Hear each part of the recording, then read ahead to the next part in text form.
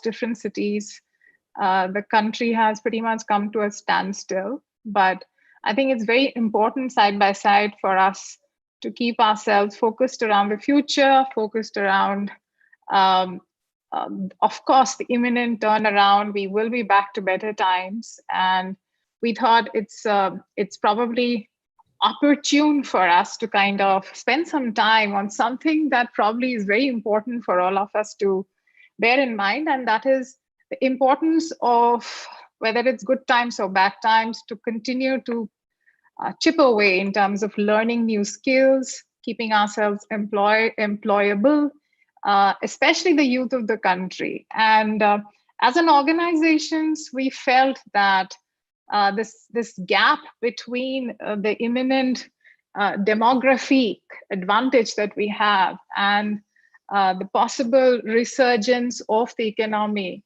is kind of held back on account of lack of skills. And apprenticeship, we felt, was an important conduit to be able to bridge that gap for the youth as well as for corporate India in the long run. India has historically underutilized apprenticeship in a big way. I think it was something which was an agenda to fix since 1975, but it never really got the kind of attention it required, whether it's from policymakers, whether it's from corporates, till probably about 4 or 5 years back. After a slew of changes and amendments that have happened in the world of apprenticeship in India, we have seen that more and more employers, more and more youth getting excited about apprenticeship, and it augurs well. And in present times, like never before, I think we are all reminded about the importance of apprenticeship. So we have been doing this webinar to discuss about, honestly, the intent of doing these webinars and sessions is to create awareness both amongst the youth as well as corporate India about the different possibilities of apprenticeship, how it adds value to businesses as well as today's youth, how it is changing the diversity equations in the country. So we have got today 2 eminent panelists amongst us. I think while they do not need much of a background, I'm sure most of you have heard about them, but I'll probably formally introduce the 2 of them to you. Mr. Kandi, good to have you amongst us. I think you had a little bit of a struggle joining in. Yes. So anyway, good to have you here. Just to carry on with the proceedings, I think we have amongst us Mr. Harjeet Khanduja. He's Vice President HR of Reliance Jio. He's an international speaker, author, poet, visionary, HR leader, inventor, and influencer. Harjeet has set multiple greenfield projects and has handled HR for large multinational organizations in various geographies with a range of industry sectors, which include actually automotive, manufacturing, pharma, alternate energy, IT, ITS, telecom, digital, healthcare, and retail. Phew, I mean, the list is long. And we, of course, have Mr. Sitaram Kandi, Vice President HR of Tata Motors. He has been in the field of human resource for more than a decade and was previously heading HR for a leading business group that varied from supply chain, retail, military, security and communication, medical, industrial, office automation, telecom, electronics. I think even for Mr. Kandi, the list is long. And it's brilliant to have the 2 of you because you bring in all the diversity that we need in today's conversation. So thank you again for your time. Thank you. Thank you for inviting us.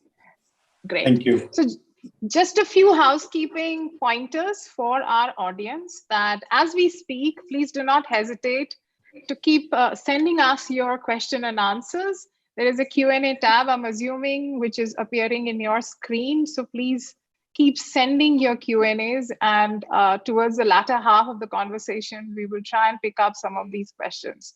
So the format, just for everyone's benefit, we will spend some time. I have made a list of questions which I've been very eager to ask our eminent panelists.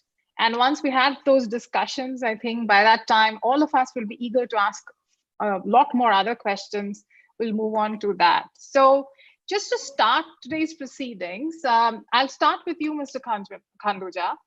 Why don't you help share what you think have been your views on how apprenticeship regime has changed and transformed since 2014? 2014 is essentially when the last set of reform and amendments around apprenticeship system happened in India. Have you seen any change? I mean, you've spent a lot of years in this industry. Have you seen a before after? Yeah, I have seen a before after. In fact, I was with Tata Motors. That was my first job.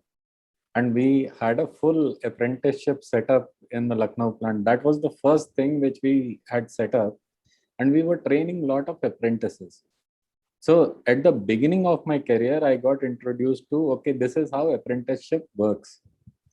And the way we were diligent about apprenticeship, their classes are happening and they're working on the floor.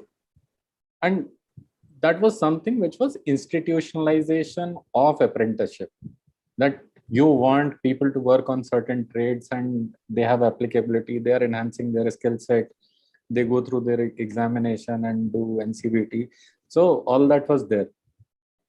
Inspections used to happen. I've been part of those inspections.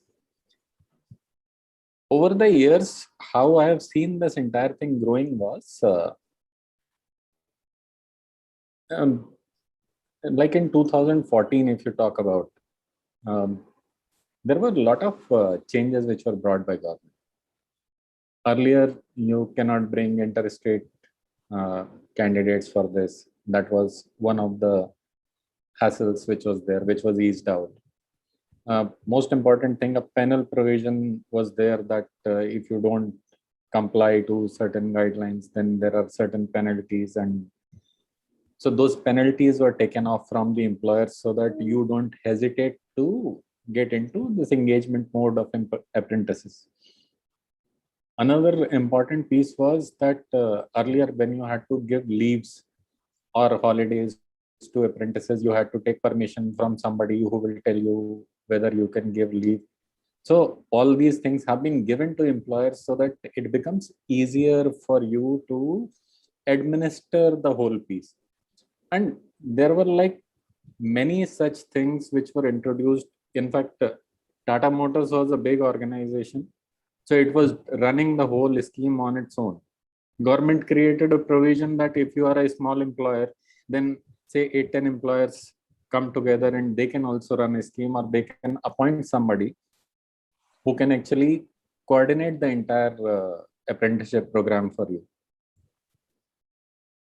And look, one aspect is that what is that government is doing as policy making. Another aspect is how the society has changed. So earlier, the capacity which we were talking about was that we should have 2 lakh apprentices, and there was a cap on that. That cap was removed, that now we can have say 20 lakh apprentices. And I thought that we will have 20 lakh apprentices. But unfortunately, if you look at the number, from 2 lakh, we have come to 3 lakh, or if you combine all kinds of apprenticeships, we come to a number of 8 lakhs. And you compare it with, say, countries like China. Chalo, China is a big country, has more population, but you compare it with country like Japan. They offer 1 crore of apprenticeships. Where are we?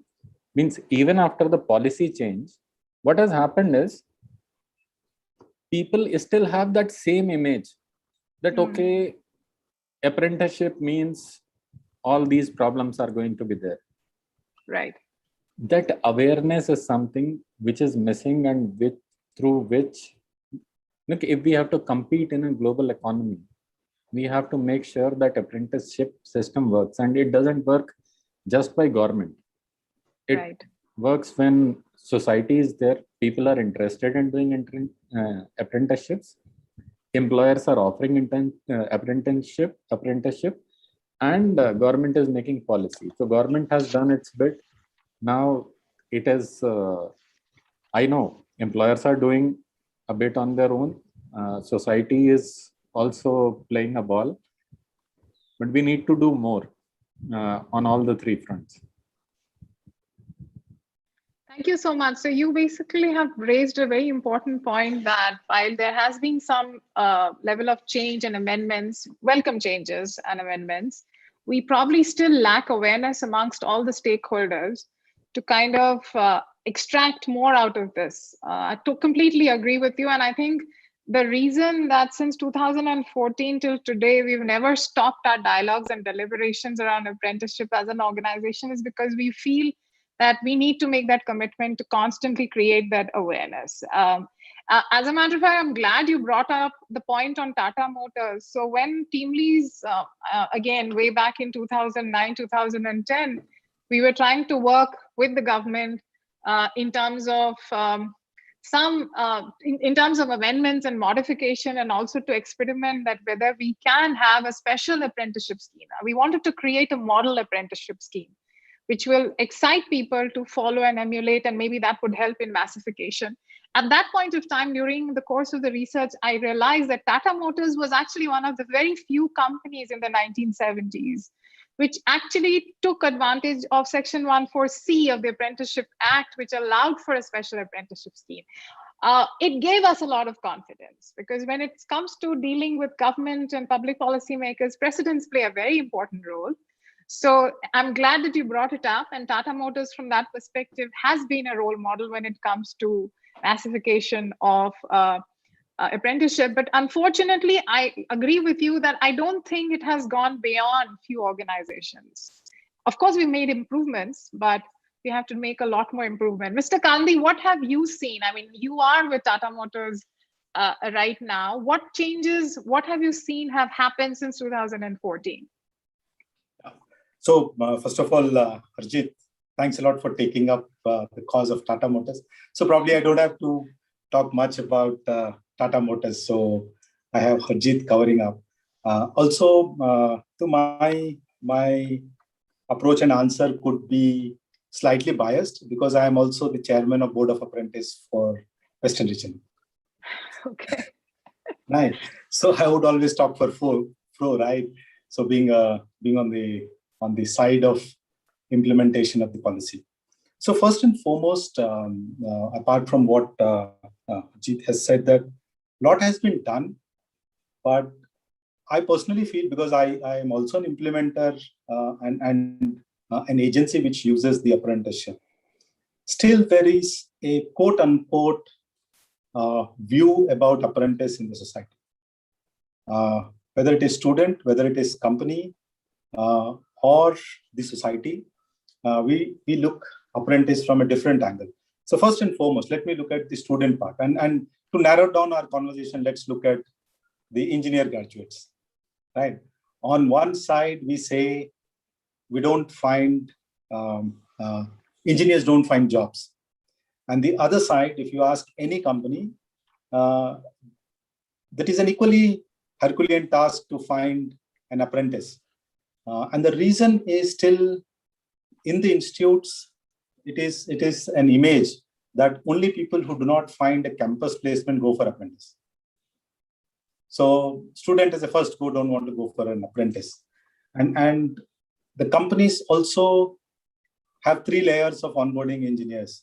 They have their leadership programs, they have their trainee programs, and the third program is apprentice program, right? All passed out from the same batch, different colleges, but are put at different levels of importance in the organization. So same is the case with the parents. Parents also are hesitant to tell someone that my son or daughter is an apprentice in a company. They are more happy to say that they are on the roles of the company. So there is a huge change needed, that apprenticeship helps people to cross that bridge from unemployment to employment, from campus to industry, rather than looking at as a via media for not having a job. And as far as what has changed 2014 onwards, a lot has changed. A lot in the sense, a real ease of engaging apprentice. Everything has become online. The penalties, the fear of penalty has gone. And most importantly, earlier, there was strict mandate that you have to hire X percentage. Now it's moved up to 15%. If an industry really wants to leverage, there is a huge opportunity.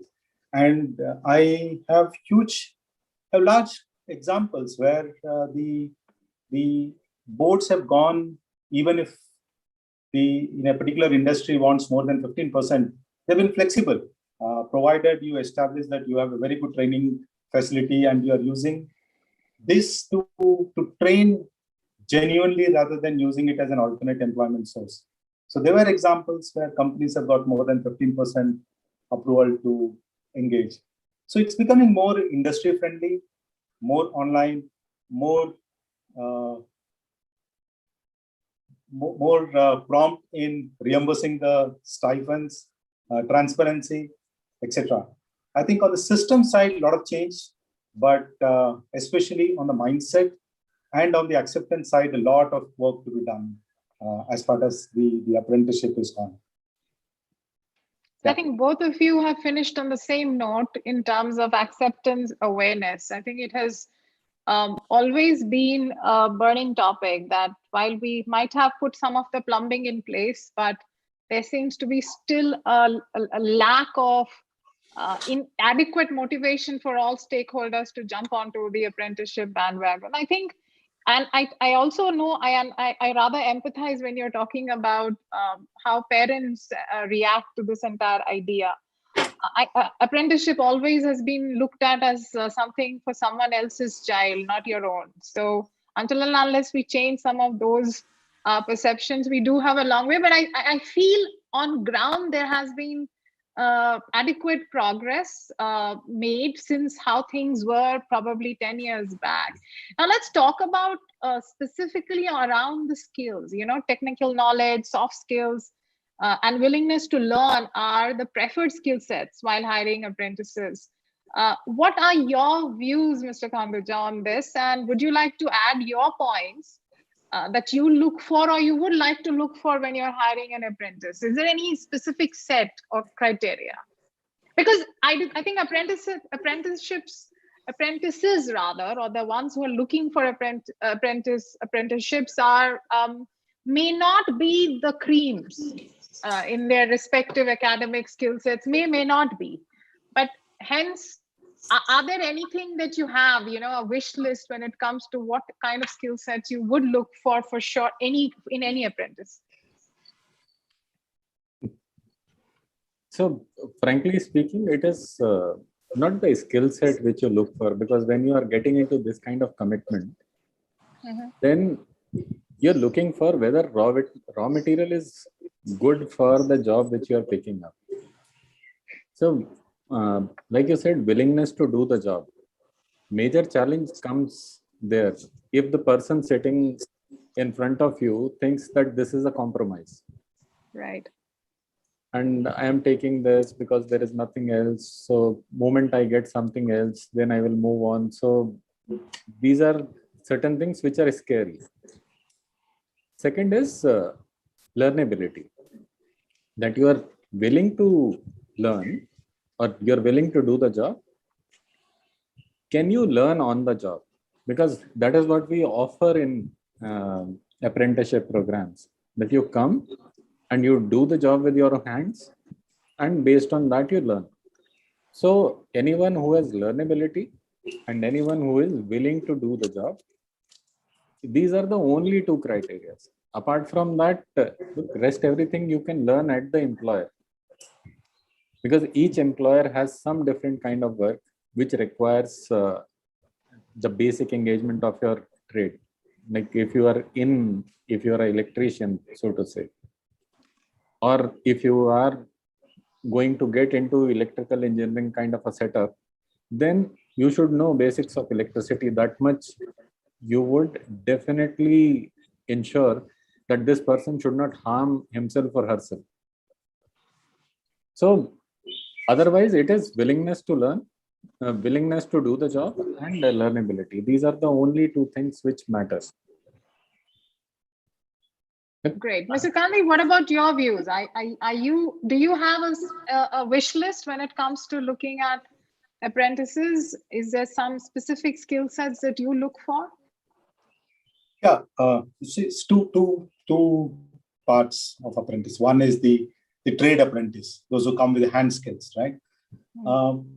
If you look at the data, look at their retaining skill and sticking around, the ratio is very high.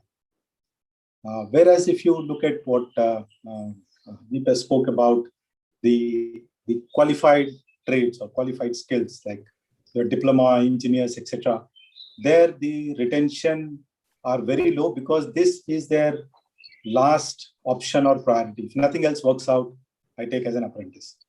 Whereas for a trade apprentice, this is the first priority because I get an industry certificate. So I go with all the passion to do and deliver. Now coming to the part of the segment where we really have a challenge of retaining or bringing out the best in them. I think there is a huge, this is my personal experience. Everyone would have their own different experiences. But when we go to the campus and ask the apprentice whom we are selecting, whether it is diploma or degree, if you ask them a question, which department or function you want to work, right, I can bet that 9 out of 10 people say design. Wow. Okay. This is among trade apprentices, you're saying? Among the engineer apprentice. Engineer Right. apprentices. Graduate apprentice or undergraduate apprentice. Whereas trade apprentice, they know if I am a welder, if I'm a mechanic, if I'm an electrician, I'm going to work in an industry as a welder. So their mindset is already created. They come with a full acceptance to deliver as a welder, and they deliver. So we don't see a challenge of retention, except if some other company is paying 1,000 rupees more stipend, that's a different story. But there is no dissatisfaction on being a welder. But when it comes to more higher qualification apprentices, you see this a lot. Whereas in the institute, I think the only thing which is spoken or taught is every company has design and everyone should get into a design function. And everything and anything else, then the design function is not a big job in the company. So we see a lot of dissatisfaction once they come to and join the organizations. So coming back to your question, what is your wish list or what is your ask? I am a strong promoter of one particular concept. Wherever I go, whichever institute I go, I ask a question to the principal and the faculty. You are producing a student to work in an industry. How many times have you visited an industry? Right. So many of the time, the faculty says we have gone on an industrial visit. Going on an industrial visit for half an hour, sitting in a conference room, is not actually knowing industry. I think if a faculty also, like a student, works in an industry for an internship, at least once in 5 years, they really understand what are the need of the organization, how a shop floor looks like, how a floor looks like, how an office looks like, what are the functions, where are the career opportunities, where these kind of capabilities can perfectly fit, rather than a B city or a C city student, you are hyping their expectation that everyone passing out of engineering college should only work in a design department, is actually putting something which may not be realistic for them, and they'll end up neither being in design nor being in operations and not being on shop floor. So this is an ask that, one, the faculty should know what is an industry need, how the industry functions, so that they can teach and train them over a period of time. And second is the students' capability to learn the industry nuance. So technology is not a challenge. When someone can become an engineer in 4 years, an industry can invest another 1 year and teach them technology. But the willingness to learn, the integrity, say if in an interview, you are doing an interview and you see that 4 students brought the same project report, right? So it becomes very difficult to hire someone like this and then put in a shop floor and say, now you deliver with a high degree of integrity. Right. So if two things are put together, realistic expectations by the students or realistic view to what is the industry to the student. Second, molding students to be learning and high degree of integrity. Remaining things, I think industry can input and train them. Right, right. Interesting. So I think now I'm going to move on to a question, which is a diversity question. I think we've been doing these reports and surveys around gauging the sentiments and openness of organizations towards apprentices. And we noticed about 42-43% of the employers still prefer to hire male apprentices, about 25-26% women, and the rest are kind of neutral. So what can we do to kind of address this inherent bias issue that is there? I mean, is there something, a specific approach one can adopt to actually have more women apprentices? I'll just give you a nuance. I mean, just when we were starting with this concept of apprenticeship with us in Team Leads, one of the largest aircon manufacturers in this country actually approached me and said that, I actually want to introduce apprentices, engineering apprentices in my shop floor who will all be 100% women. Because in his mind, he felt that that can actually improve the productivity, workplace dynamics in that shop floor.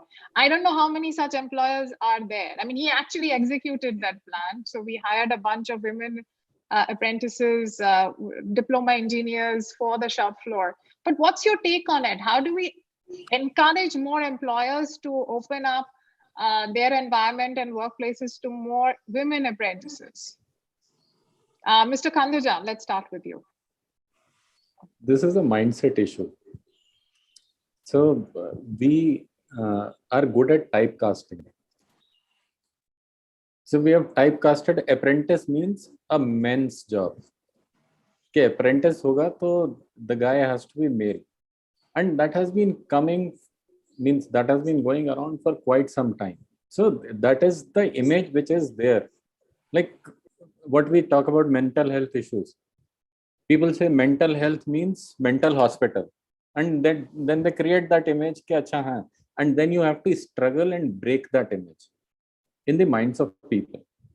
That is what it is.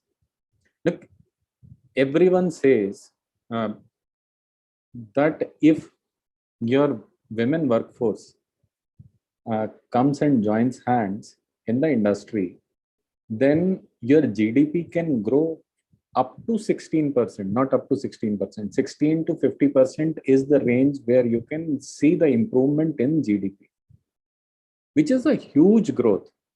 And government has realized that. Government also says, in fact, I was looking at the engineering colleges. There are certain seats which have been reserved by government for women who can actually go and study engineering. Although all the men were of the view that why this is being done, this is discrimination and whatever. But what has happened is because of that, now we have a lot of qualified women who can actually participate. And till the time you experience that, it is the first hitch. So I remember we were also having similar kind of debate, and then we decided, let's go ahead. Moment you take the first step, all those apprehensions go away. Like work from home. Since last year, if you see that apprehension that work from home, how will it happen and how can it happen? All those apprehensions have gone. It is just taking that first step, which is something which is very, very important. Now you can't complain that there are no women as apprentices. There are, and government is making sure that supply is there. Now, how you want to utilize that? Generally, people, the biggest excuse which people give for not hiring, say, women apprentices is safety. How can safety be I understand if you're sending somebody on the field job, I can still understand, and that too in remote area, in hazardous, in odd times. But when you run an operation, you run a safe and secure operation. As of now, if you see, there are many Uber drivers who are female. So there are pilots which are female. You pick up any particular industry or any particular job which was earlier said to be a male driven employee. We have women in police force. Is your job more difficult or more dangerous than that? So it is just a mindset issue. Somebody will have to step up. Once you take the first step, all those fears will go away. Most of these fears are hypothetical. And since you have supply, you can actually do it, and you can do a lot of good to the nation and to the entire world. In India, if you see in terms of female labor force, we rank 121st in the list of 131 countries. We are that bad, and we need to improve as a society. So I believe that's what I would say, and that's where I will stop. Yeah, thanks, Mr. Khanduja. I think I believe that apprenticeship actually is a boon for all job market outsiders, and especially for women. And given, like you said, in India's deplorable condition in women workforce participation, it actually could augur well if we can encourage more women in the talent pipeline, which is the future talent pipeline of apprentices. So, Mr. Kandi, in your experience, you're somebody who on ground is very close to what can be done around apprentices. Do you have any thoughts? Do you have any ideas how we can encourage employers to hire more women apprentices, as well as motivate women to also get themselves considered as apprentices? I'm sure it's a two-way street. So I'll give a practical examples, right? Seen very closely where these are implemented and why it becomes difficult in some places to implement, right? So in one of my earlier assignments where we were building a greenfield facility, manufacturing facility. So we were talking about hiring women where we were doing heavy welding. We are doing welding for truck of a railway engine, truck frame of a railway engine, where it's a heavy duty welding. So the same perception that this job is meant for men because the welding gun is very, very heavy, men can't lift, etc. So we challenged the operations. We said, if we cannot put women in the most toughest job according to us, where else can we put women? So we gave additional headcount approval over and above the requirement. We said we want to hire women, but if you see that it's a challenge, so we'll put on our budget, we'll put additional women. So the budget, the department strength was 17. We gave additional 10 from our budget, from a HR budget. We put 10 women there. 6 months down the line, the manager comes back and says, Sitaram, can you do something and take out these 17 men and give me all women? Right. So it just took 6 months for these girls out of the college to learn welding and do much better welding than the 7 or 10-year-old employees there. So it's just the mindset.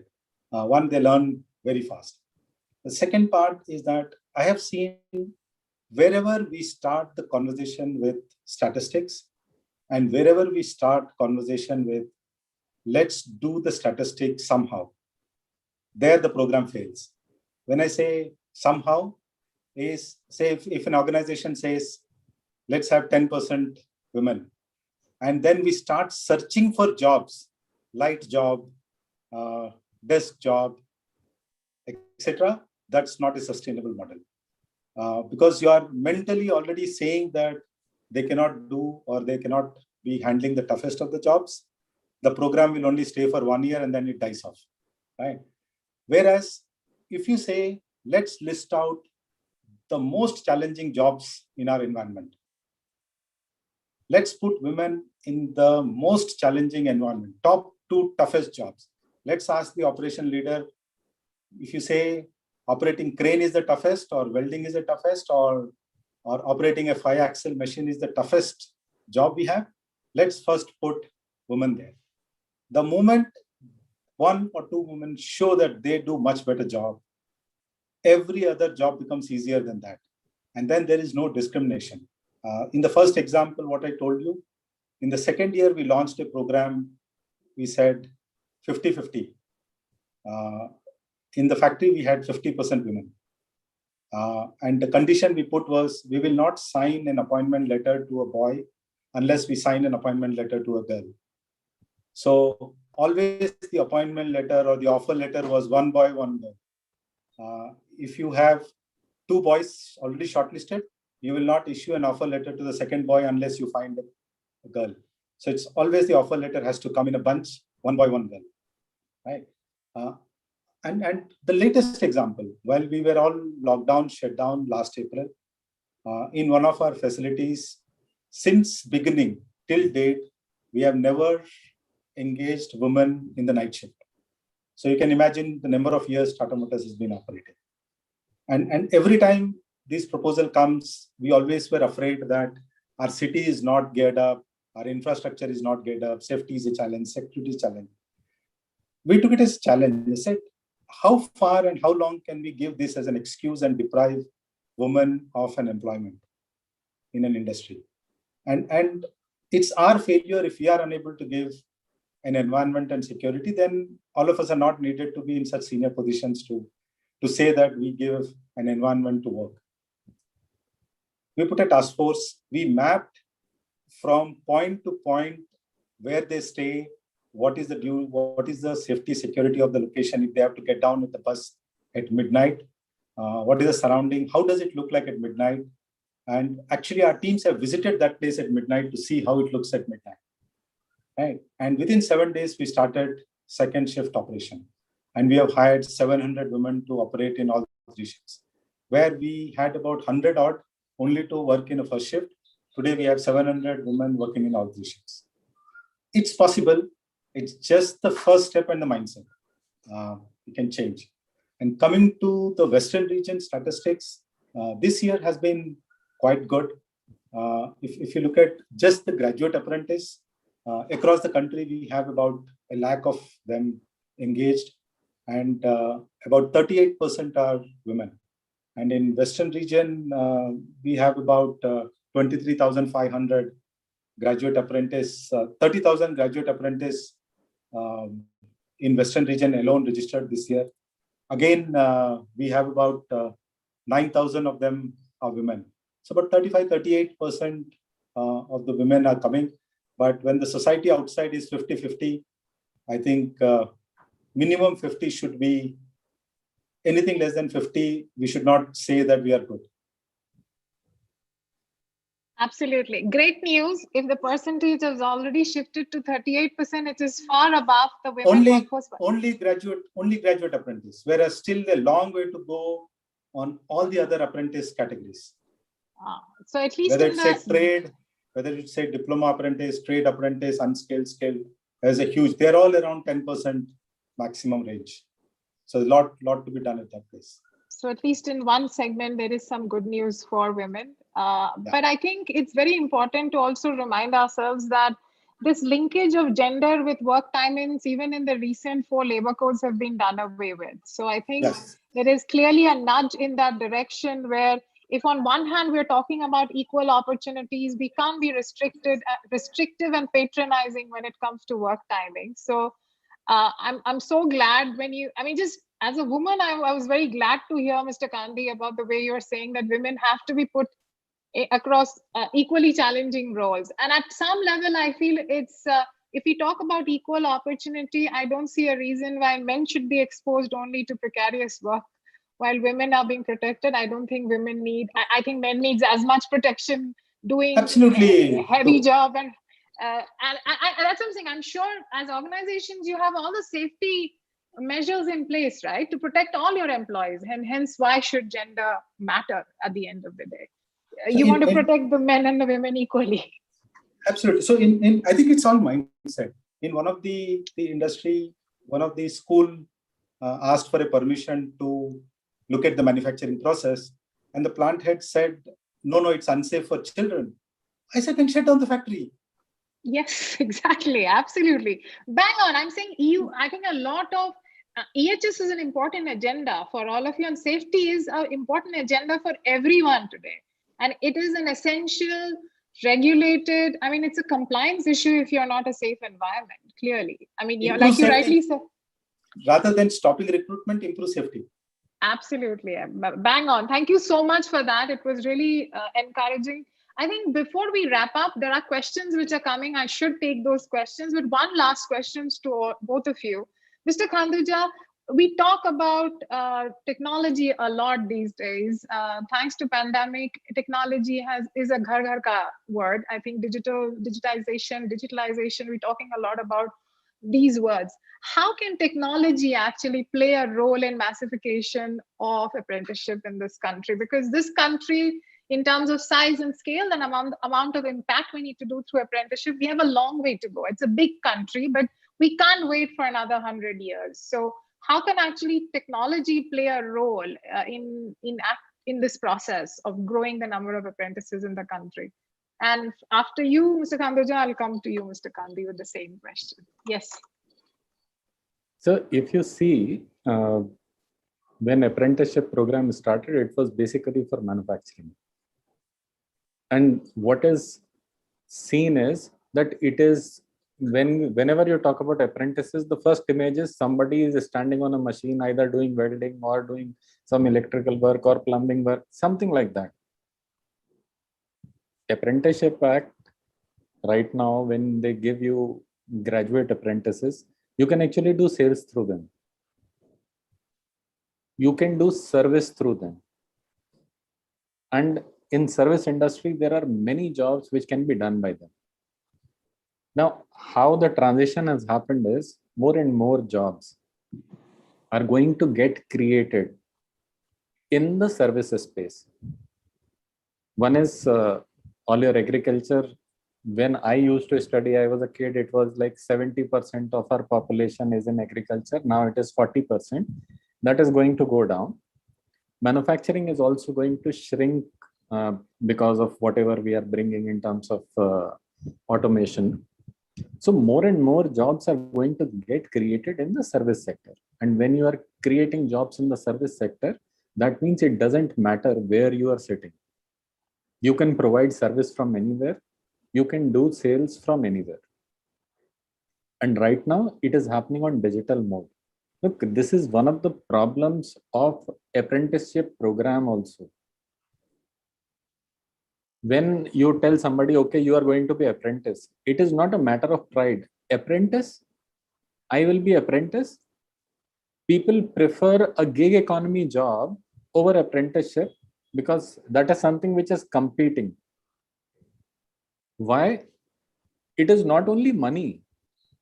If you see what a youngster aspires for, apna ek bike ho, we should have a bike, or I have a car. So in Uber, you get a car. In all the delivery jobs, you get a bike. So that is extra motivation. And then it is my time. I'm not going to get engaged in a particular job for say 12 months or 36 months. These are the factors which play on the mind of people. So one is some flexibility required there. Second is more trades on the service side. And this is one area which is evolving and it is going to evolve. Although a lot of opportunities are there with the existing system also, which can be leveraged. But this is one area which can be looked at. And of course, more awareness, that is going to create more service level jobs. And maybe, and in this I just thought right now, instead of seeing gig as a competition, if we start seeing that, okay, gig is something which can also drive apprenticeship, that is going to help gig economy as well as apprenticeship in a much better manner.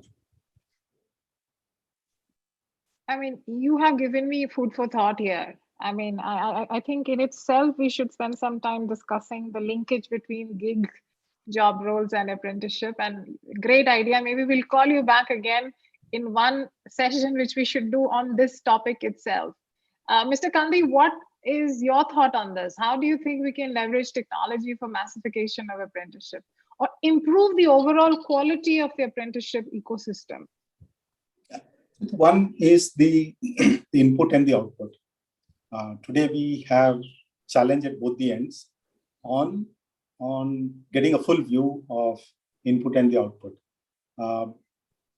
Still, the universities or the colleges or the institutes themselves are not promoting the apprenticeship.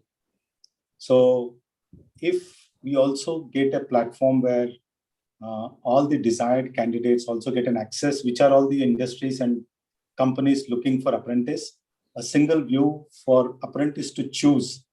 Today, whatever is happening is through a limited interest of the placement officer or a placement agency in the institute.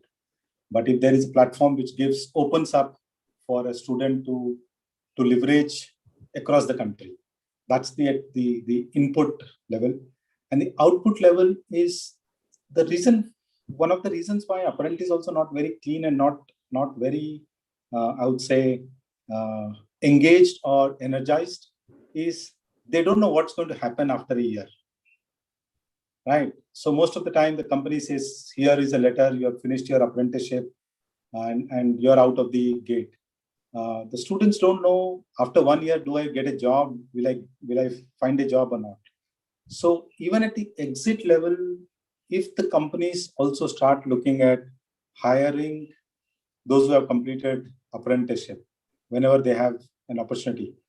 So a single platform for input and output would improve the quality on both ends, and in between pulling in the government resource to make it easy for registration, make it easy for reimbursement, make it easy for certification, coming in, going out, dealing or ease. Like if today you want to put an apprentice for an overtime, all said and done, today the business is very, very volatile. The demand fluctuation is so high. 1 month you have demand and the other month you don't have anything. So if you have to put an apprentice on overtime, there is a cumbersome process to get an approval for an overtime. So if this becomes online, or get away with all these things and leave it to the industry on using the apprentice also, because in a production shop floor, it can never happen that you're only using them for training and not using them for production, because there is no additional place. You just have one machine. So 3 parts, I would say: input, the interface with the government agency, and the output. There is a huge opportunity for digitization and simplification. Thank you so much, both of your views. I think in some ways it was a much needed validation of a couple of our initiatives. I think we have been working on this aggregating platform portal, whatever you might call, called Apprentices.in, which essentially brings together all stakeholders, the youth, the corporates, the third-party providers, even the different kinds of hiring partners, if I may say so. I think we've been working on it, and we would invite all your recommendations and suggestions. Please go through it if there is any way we can improve upon it. And the second initiative is that how we are leveraging digital, the mobile revolution and the app revolution by providing the linkage to a degree linkage to the current apprenticeship program. So the youth actually have an option through which they can pick up an apprenticeship program, but side by side, they can also opt for a degree linked bachelor's course, which is completely modular in nature. They can do it through their app. I would invite all your suggestions and views on how we can make it better and improve. These are some of our initiatives in this direction. We have some questions, given that we are running out of time. And I will quickly jump to that. I think the first question that has come, which I'd like to take it up with you, Harjeet, is that what is your thought on degree apprenticeship? This is a question specifically for you. So degree apprenticeship is something which is like all the apprenticeship. This is something which is very, very important, and most of the organizations can actually leverage degree apprenticeship. So earlier, the apprenticeship used to be trade based, and when this change happened, that now apprenticeship can be degree based, and even people from degree colleges can actually apply for apprenticeship. That is a very welcome thing, so to say, which has happened. And when you look at the stipend and all, so they have given a fairly decent stipend for degree apprentices also. Right, right, absolutely. So to me, it is a great initiative. Oh, absolutely. I think this is the degrees still have a social signaling value in this country. So when you merge an apprenticeship program with a degree linkage, I think it's a win-win solution for today's youth in any case. There's one more question, which is, Mr. Gandhi, maybe you could take it up. How apprenticeship helps in reducing attrition and in creating future talent pool? I know it's probably an obvious question, but your thoughts on that?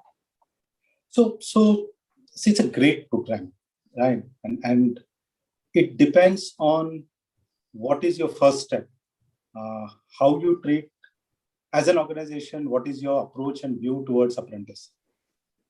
If you hire apprentice as a replacement for your mundane jobs, I come across, I see that a lot of companies, because we have to fulfill some certain percentage, you hire an apprentice, an engineer apprentice, and put them in a department, and when they end up only carrying files and doing Xerox, then it's not at all a good program. Better stay away.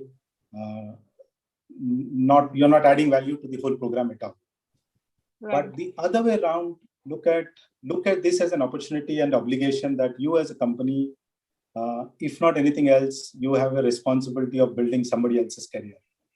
So hire someone, put them on critical projects, and look that 1 year down the line when the apprentice walks out, are you making the apprentice employable outside?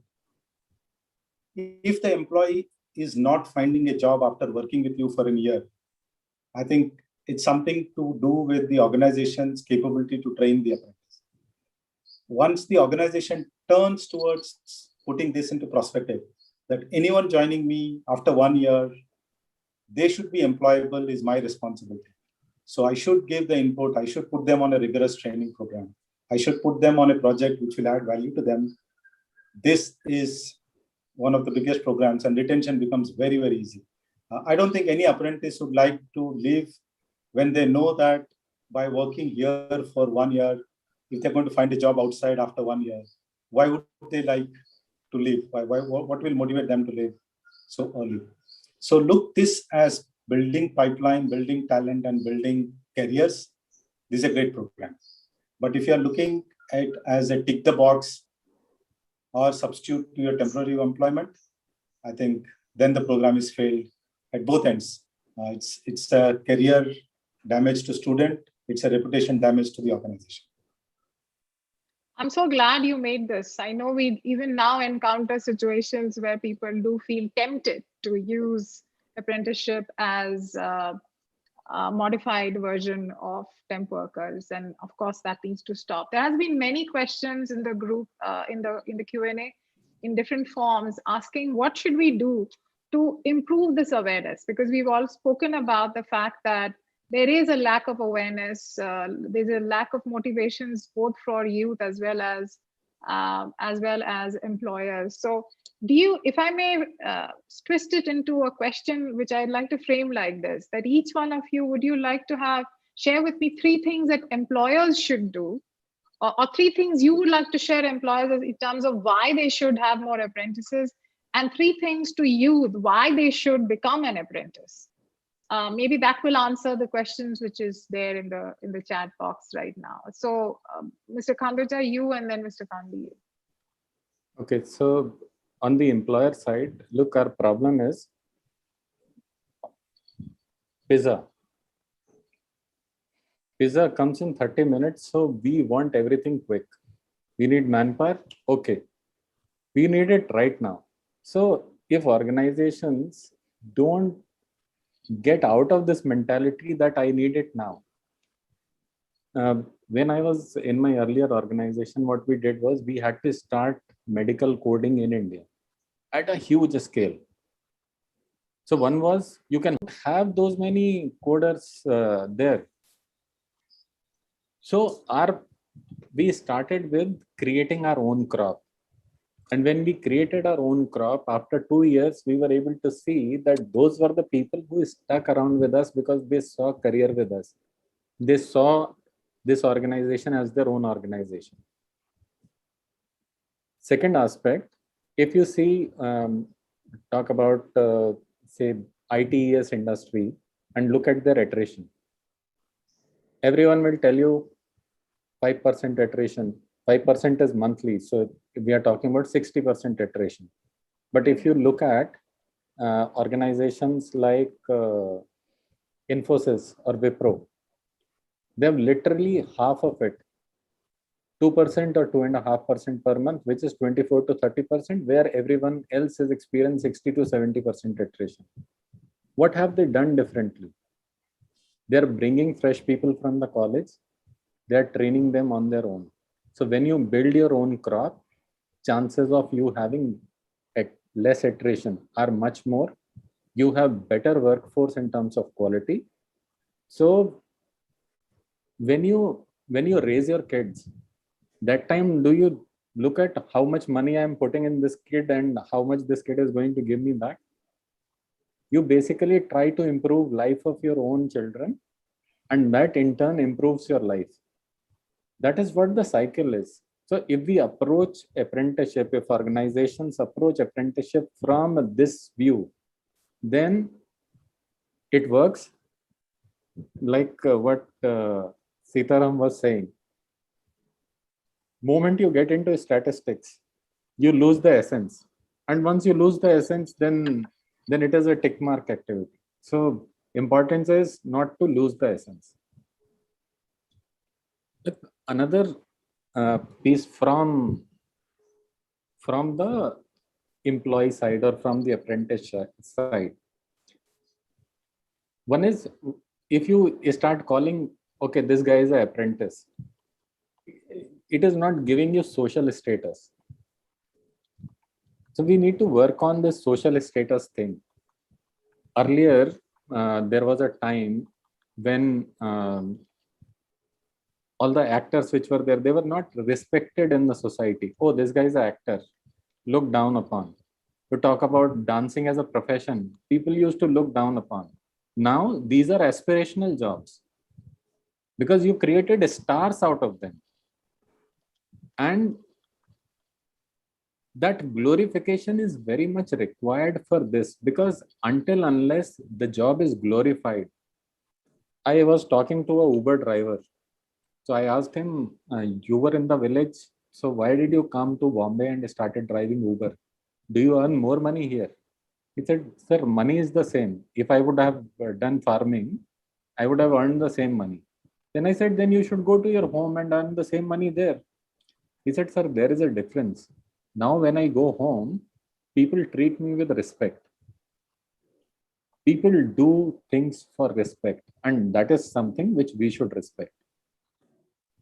So if we are able to bring this element from the society side, I believe the problems which youngsters face, those problems will be over. I believe I will stop here and. Sure. Mr. Kandi, same over to you. 3 things that you would like to tell employers why they should have more apprentices, and same for youth. So I'll be quick in telling. The organization should take pride in building careers. So that should be the approach to apprentice. While designing the program, keep in mind that you are taking care of careers of one generation, and that's your obligation and strength. So if this is the essence for building the whole program, the apprenticeship works. That's for the organizations. And for institute, I would say, put the realistic sense. Don't try to hype while they are in college, and then they find it huge difference when they enter into industry. So show them realistic. In the 4 years, show them to learn. So learning capability rather than resisting is. And for students, 1 year in industry, I think this is a golden opportunity. Nothing is at stake, nothing is at risk. Grasp as much as possible. Getting into an industry, can see, being a fresher, being a young, you can ask any question. You can reach out to anyone. Nobody would say no because you are a fresh. So rather than looking apprentice as saying someone, I don't have an experience as a reference, tell proudly that yes, I'm an apprentice, I'm learning. So here is a license for me to ask any question rather than hesitating. I think if 3 of us go with these 3 different mindsets, the apprenticeship program actually will build skill in the society. Excellent. Thank you so very much. I think there are quite a few questions you have tried to answer. The rest, I think we will ensure that our team comes back to you. But we are running short of time, and hence I'd like to close. But of course, this conversation and discussions will continue. Few things which I have picked up from today's conversation is that it's very important for organizations as well as youth to be very clear on the purpose behind running an apprenticeship program or opting for apprenticeship. Organizations who will end up using it as trying to fulfill a checklist will probably not yield as much result from an apprenticeship program as organizations who have a clear vision, a top-down vision in terms of why apprenticeship actually helps build a very strong, stable future talent pipeline. We also spend time in terms of the need to encourage our youth to opt for apprenticeship. There is obviously a lack of awareness, and whatever we can do as individuals, as corporates, also in liaise with the government to encourage more corporates as well as youth to join that, it would probably still be not enough. I think there is obviously ways and means through which technology can make a difference in the world of apprenticeship. We are seeing some good progress happening when it comes to diversity, especially in certain segments of graduate apprentices. We have to make progress in the other areas, just like overall we need to make progress in improving women workforce participation. I think there are many more questions that have been going around in my head, but I think we need to take a pause today, and maybe we will come back again. And thank you, Mr. Khanduja, thank you, Mr. Kandi, that in spite of the storm that's going around in our environment, and I'm sure each one of you in your respective organizations have enough to battle, and especially given you are both from human resource. Thank you so very much for taking your time out, and hopefully we will see you back in this forum again. Thank you. Thank you. Thanks a lot. Thank you so much. Thank you, everyone. Thank you. Thank you.